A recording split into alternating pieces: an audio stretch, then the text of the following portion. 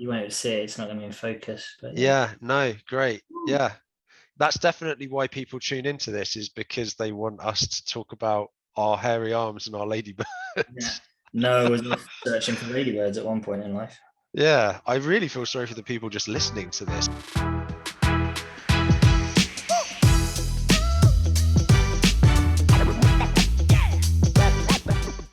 Welcome to the Bible in 1 Year podcast, brought to you by two Brits and aBible. This is day 8, covering Genesis 25 and 26.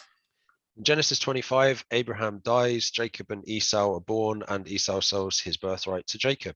In Genesis 26, Isaac goes to Gerar, lies about Rebekah, the Lord blesses Isaac, Abimelech and Isaac make peace covenant, and Esau gets married.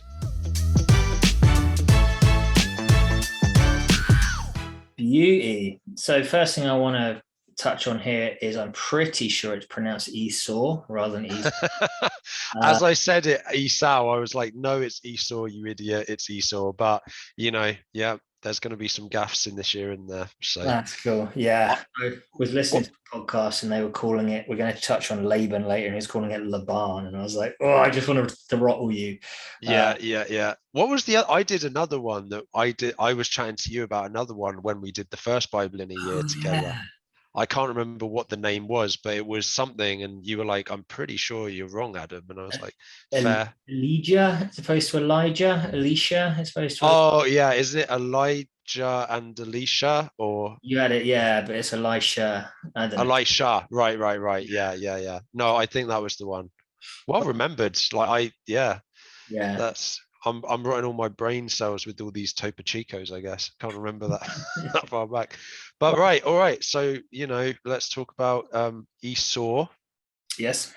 And the fact that he doesn't seem to value his birthright very much. I think that this is a really great analogy for a lot of us, isn't it? That we aren't grateful for the things we have. We aren't grateful for the things that are promised to us sometimes. And we're willing to sell those things short.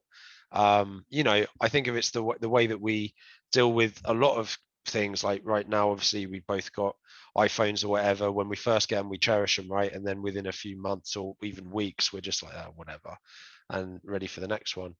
So yeah, true. I'm still rocking an old school. I got given an iPhone 8. I was on an iPhone 6 before that. So that's impressive. Yeah, it's all good. So what I take out of that is instant gratification, basically. Esau's like, I'm hungry. Oi, brother, make me some food. And he's like, sure, but give me the most valuable thing that you own. And he's like, I want my food. Like, oh, man, okay. But it's just instant gratification, isn't it? Which still bites us in the ass today. Absolutely. If anything, it gets, well, I don't know, actually. I don't think that we often lose our birthrights over it, but we lose a lot of stuff over it. Yeah. I love the way you just set that up. It was like a comedy sketch as well. Just like, okay, I'll feed you, but give me the most valuable thing you have. And you're right. That's exactly what happens. But it's nuts, isn't it? Yeah. It's nuts. I always felt a bit sorry for Esau because he's all like kind of really hairy guy as well, right? He's like they put the lamb fur or whatever so that they can confuse the dad. Did you feel sorry for him because you empathize with him? Yeah. Very hairy, the Italian genetics, that is, for sure. Absolutely. But so what got me out of that is it actually specifies in here, where it was 25, right at the end, 34. So Esau despised his birthright. That's a big word, man. It's not like polytonin or whatever the other one was. Polytoton. Yeah. But he despised his birthright. And I guess later on he comes to appreciate the value of it because he has a go at whatever his name is, Jacob, about it, but despises his birthright. He just doesn't see the value in it, I guess. Well, I wonder about I do agree with you, but I also wonder if the despising of it is, I don't know whether this is like retrospectively, he then realizes that he's given away something valuable and he sort of despises it, as in he sort of despises his choice, or he just, you know what I mean? I think you're right, but that could be what's going on. What I would love to be able to speak like Hebrew and be able to actually read this in the original context and see if despised is the best option of the word. But yeah, it is odd, isn't it? And well, it kind of comes back in a way to what we were saying earlier, the idea of, sometimes we don't value the things we have properly. But it is a bit further than that even. I agree with you. It's pretty crazy stuff. I don't have anything else for 25. Anything else? And then otherwise move on to 26. 26.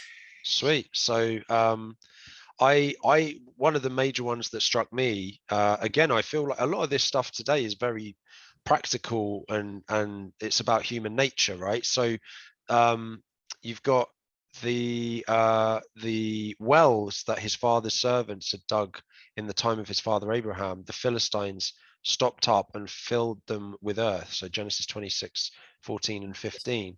Got a ladybird crawling Oh. You won't see it. It's not going to be in focus. But no, great. Yeah. That's definitely why people tune into this, is because they want us to talk about our hairy arms and our ladybirds. Noah was searching for ladybirds at one point in life. Yeah, I really feel sorry for the people just listening to this rather than he was seeing. If you can see, Adam is like playing with his knuckles effectively. I've been showing my forearms and he's now playing around with his hands.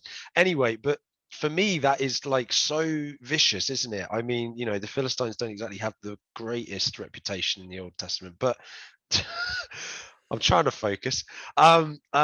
But the fact that they're going out of their way to fill up the wells that Abraham had dug, destroying this work and this legacy. Very vindictive. It's incredibly vindictive and destructive. And I think that it, again, is something that we can sort of see in our society still, right? Like if you don't like someone, or you see these feuds between people, sometimes they'll really go after each other and try and destroy each other like this. And it's pretty scary. It's pretty scary stuff. Yeah, absolutely. Yeah, no kidding.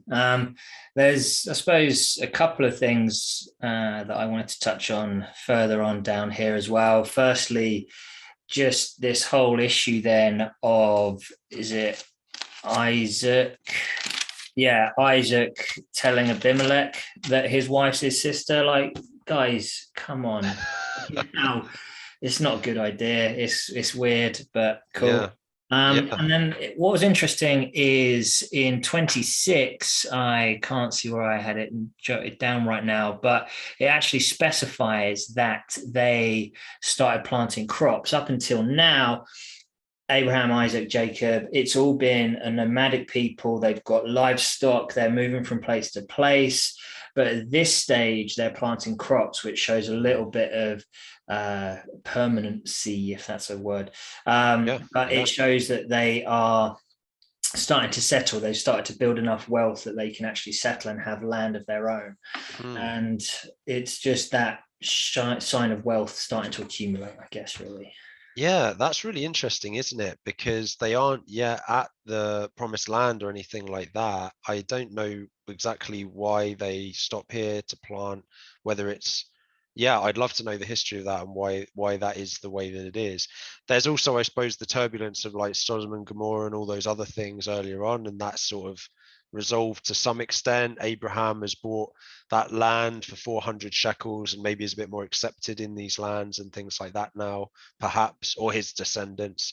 But yeah, I just realized something that we haven't even mentioned is the fact that Abraham died here as well, right? He's gone. Yeah, true. And it was then Isaac and Ishmael that came together to bury him. So obviously, despite their early days of being sent away, Ishmael and his mom and stuff like that, they've obviously come together. I suppose it's a very cultural thing that you bury your parents, but right. Yeah. And maybe that's part of it, because Abraham was given the promise and the covenant directly from God, whereas they are now sort of descendants of that. They're not directly connected to that just yet. So that's quite interesting, actually. I'd never thought about that, but yeah, some good stuff in there. I don't think there's anything else I want to add, honestly, mate. So the ladybirds come back to see me, but that's the only breaking news here. If you do have any questions, feel free to visit the Facebook page, 2 Brits and a Bible. Or you can email us at 2britsbible@gmail.com. Awesome. See you tomorrow.